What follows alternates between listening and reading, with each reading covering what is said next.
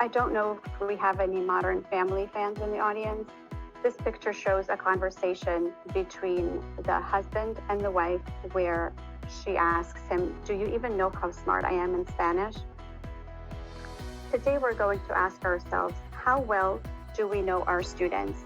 Do we know their abilities in their native language? Do we view their multilingualism from a strength or deficit perspective?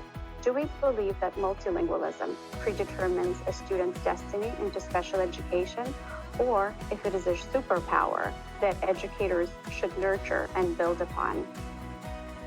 Understanding stages of second language acquisition and understanding the referral process when suspecting a language disorder. During the presentation, you will hear us using acronyms such as ML for multilingual and ELL for English language learners. Today's 3 objectives are to shift to a culturally responsive and sustaining education lens, to distinguish typical stages of second language acquisition from a student with a disability, to understand the referral process, scope of speech and language assessment, and how language of assessment is determined.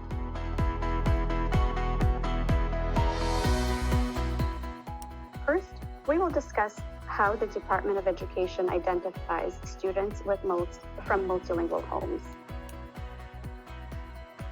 When a student is enrolled in the New York City Department of Education at any grade level, families complete a home language survey. The survey asks if language other than English is used at home. If the family indicated that no language other than English is spoken at home, the student from that family is considered monolingual, represented in the circle on the left. If the family indicates that another language is used at home, identifying them as multilingual, the process begins to determine if the student should be formally classified as an English language learner, or ELL. Circle on the right demonstrates that not all students from multilingual homes are in fact English language learners who need additional supports at school to learn. The New York State Identification Test for ELLs, called NICETEL, is administered, and results of testing determine if the student should be categorized as an ELL, entitling them to ELL supports and services at the school. These students continue to be ELLs until they reach a proficiency level on the NICESLAT, another exam, or a combination of NICESLAT scores and ELA Region scores. For more information about this process, you can reach out to the Division of Multilingual Learners or find their information on the DOE website. 58% of students enrolled in New York City Department of Education last school year were monolingual. About 42% of students were students with a primary home language other than English, and approximately 16% of them have been identified as English language learners. This slide, shared with us by Division of Multilingual Learners, illustrates who the ELLs are as defined by New York State Education Department. And New York State Education Department defines multilingual learners as current ELLs, students who were once ELLs but have exited out of ELL status, students who were never ELLs but are heritage speakers of a world language. So lens, we see diversity as a source of knowledge. Speaking another language at home does not mean the student lacks language-rich interactions. It does not put the student at risk for academic failure. In fact, according to research, it may have academic and social benefits. Meeting them where they are, but still challenging students to be critical thinkers, and building strong connections with students and families. Educating each student involves partnering with each other and working towards a shared vision. The 4 pillars of CRSE include creation of a community, using a culturally responsive curriculum that is easily digestible for any student at all levels, focusing on the student as a whole, connecting with students on a human level and supporting their social emotional learning to create a trusting and welcoming environment. CRSC is an ongoing process. The work happens when we begin to be mindful of what we're thinking and how we're communicating. The work happens each time we reflect on our practices and work towards knowing each student. As we become aware of our own thoughts and biases, we begin to learn to understand the perspectives of others. We become compassionate listeners. We become humble and know that we may be experts in our field, but we're not the experts on who each student is. Families deserve respect as the experts on their children. Application of CRSE involves shifting our narrative. In order for us to know every student well, we need to develop awareness of our own unconscious biases, beliefs, and perspectives, practice non-judgment as we engage in active learning, exploring, and ongoing reflection, develop authentic human-centered relationships with students and families, foster trust and build partnerships, see and value all students. Limited English proficiency does not equal a disability. Before assuming that what we are observing is a disability, we need to look into understanding each student well, assess if there was an academic gap, understand what the student has experienced, understand the type and level of languages the student is exposed to, take time to learn the student's skills beyond the stated and formal assessment, and analyze your instruction. As a parent, be engaged in your child's education and don't be afraid to ask questions.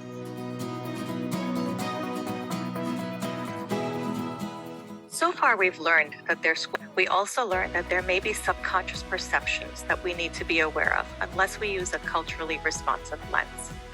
When we shift to a strength-based perspective, we embrace every student's identity and celebrate their individuality. Once we see diversity as a source of knowledge, see beyond scores and data, we make authentic connections, meeting the students where they are, and building their skills from a lens that supports growth. Let's pause here a few minutes and challenge our understanding and beliefs about bilingualism. Take a few seconds to jot down fact or myth for each statement. Speaking 2 or more languages to a child can confuse them. Families should speak English at home, even if they are not fluent in English. Bilingualism does not cause language delays. It is typical to mix aspects of 2 or more languages. Bilingualism is a passive process. All right, let's review and start with the first statement.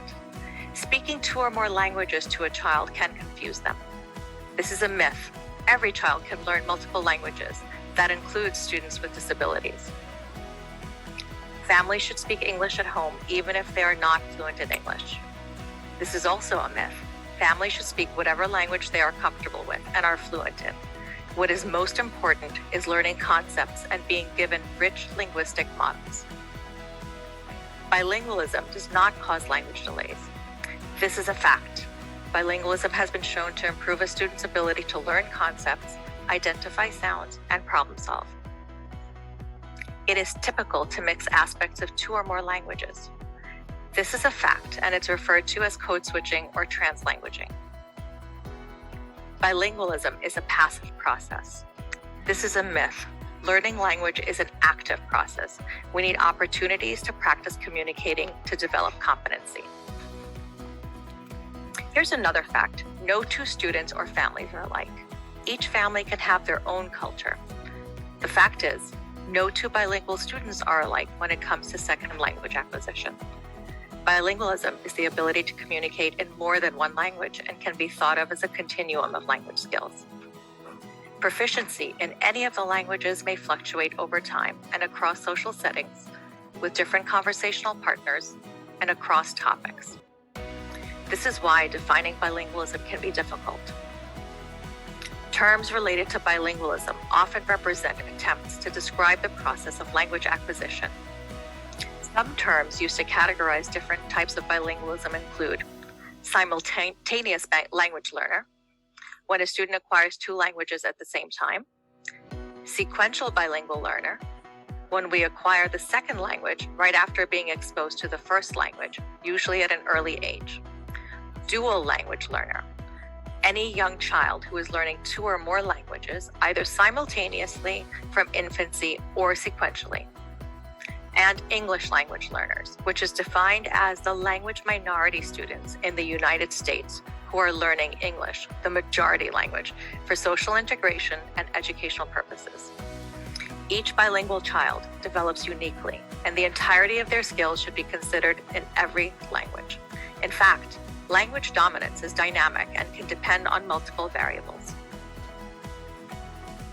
Although there are individual variations when learning 2 or more languages, there are some common characteristics. Interference or transfer occurs when an error is made in a second language due to the direct influence of the primary language structure. A silent period may happen when the student's focus is understanding the new language. Language loss or attrition is when the students lose skills in their primary language. Accent and dialect influences how we sound, as well as how we structure our sentences. Code switching is when we alternate between 2 or more languages in conversation. And translanguaging is when we reference what they know from their first language when working with the second language. As we should with every student, we begin with using an inquiry mindset, seeing every student for who they are and getting to know each student well. When we leverage their strengths, we can find the entry point for instruction. We can also determine if the student has had adequate opportunity to learn and recognize how second language acquisition can mirror a disability. As we begin making connections to the student's background knowledge, we start to engage the students in different ways to teach higher level thinking skills. This mindset automatically allows exploration of underlying reasons for what we see rather than relying on our assumptions. Patterns come to light, and we use factual information to track the student's progress in direct relation to our instruction. These steps allow us to distinguish those students from who are going through typical stages of second language acquisition from those who may be at risk for a disability. In the school system, multilingual students are at risk for both over and under identification. If we don't pay close attention, we may miss a disability by thinking it is part of second language acquisition process. On the other hand, if we jump to conclusions and are not familiar with second language acquisition, we may assume what we are seeing are characteristics of a student with a disability. So what do?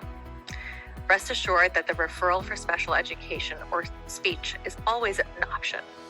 A speech evaluation can occur during the initial evaluation of a general education student or at any point following the initiation of special education services.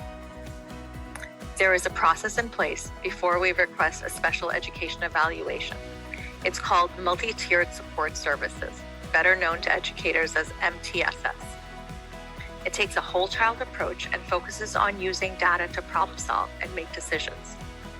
It is a systematic approach that uses a continuous improvement framework where educators use data to solve problems and make decisions to support struggling students. It's not a program, but a process. First, educators use strategies to support the whole class, such as providing breaks or having specific time to finish their work. Need a referral for special education evaluation. What does that mean for the student and the family? It basically means that the school-based team starts a process of trying to find out how to best support the student by asking for a set of evaluations, determining if the student qualifies for special education services, and developing an individualized education plan, or an IEP. The team typically requests a core assessment, which includes social history, a psychoeducational evaluation, and a classroom observation. A speech evaluation can sometimes be part of that core assessment if there are language concerns, but it is not necessarily part of the core assessment. For our multilingual students, part of the process is determining the language of assessment for those evaluations. The team needs to consider the ELL status along with individual circumstances, such as where the student lived educational history, exposure to languages other than English, their proficiency in English, the stage of second language acquisition, just to name a few. Oftentimes, an ethnographic interview is a critical part of this process. It gathers historical data from different perspectives to understand the student's story. It sheds light on the student's linguistic history, helps determine the language of assessment, and gives family a voice in this process by providing crucial information about the student's language profile, level, and type of exposure to each language, settings of the language exposure, context of the language use, and language preference in each context. Based on the information gathered, the IEP team may determine that one or several assessments should be conducted bilingually. The team can decide that the language of assessment for the psychoeducational evaluation be English. However, the language of assessment for speech evaluation can be in both languages.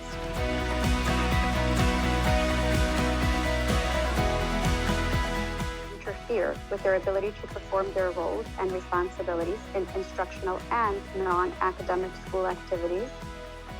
Can participation and performance in school be enhanced by specifically designed related service? Can the goal only be addressed by the support and intervention of a related service provider, not a teacher, paraprofessional, or any other school staff? Is this a language difference or delay or disorder? The aim of a bilingual speech and language evaluation is each evaluation must be individualized, comprehensive, culturally responsive, and be written using an educational lens. Scope of a language evaluation includes fluency. Is the student stuttering, or are they able to express their ideas fluently? Speech production speaks to clarity and precision of speech. Language. Is the student following directions, understanding information presented verbally, expressing their ideas, speaking, reading, writing, and using language in socially appropriate ways? Cognition includes attention, memory, problem solving, and executive functioning. When evaluating a student from a bilingual or multilingual home, it's important to evaluate these in each language.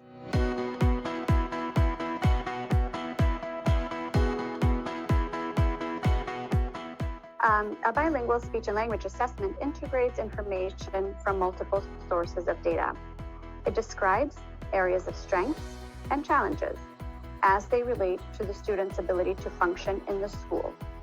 It should provide a hologram that comprehensively describes the student's overall performance in each language in comparison to their direct peers. We utilize multiple sources of data and of exposure to each language while considering assimilation and acculturalization of the student and family. One of the strongest indicators of a disorder is how the student responds to dynamic assessment, where their ability to gain information is assessed.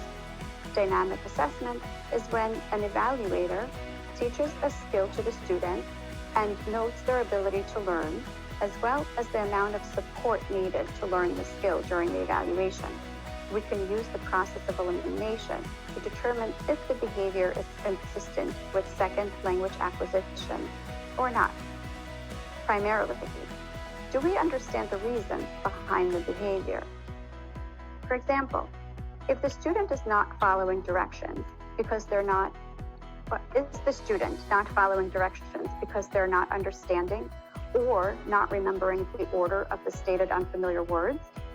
For example, when asking a student to find the red car in English, are they not completing the task because their native language, in their native language, the order of those words would be different, such as find car red? Figurative language, because the word combinations don't translate literally. For example, idioms, such as it's raining cats and dogs. As we start eliminating factors, we can ask questions such as, did the student have the opportunity to learn? Did I build on background knowledge and connect the information to the student's home culture? Learners may need time to translate and process information presented to them. Some additional questions we as educators can ask ourselves. If the student is having difficulty with distinguishing sound, do I know what sounds or phonemes exist or do not exist in the student's language? Cultural background. Are the grammatical errors due to native language influences? Are the difficulties due to unfamiliarity? Are the errors due to understanding the rules or impacted by the rules of the native language? Is intelligibility impacted by sounds or sound combinations that are influenced by the presence or the lack of sounds in their native language?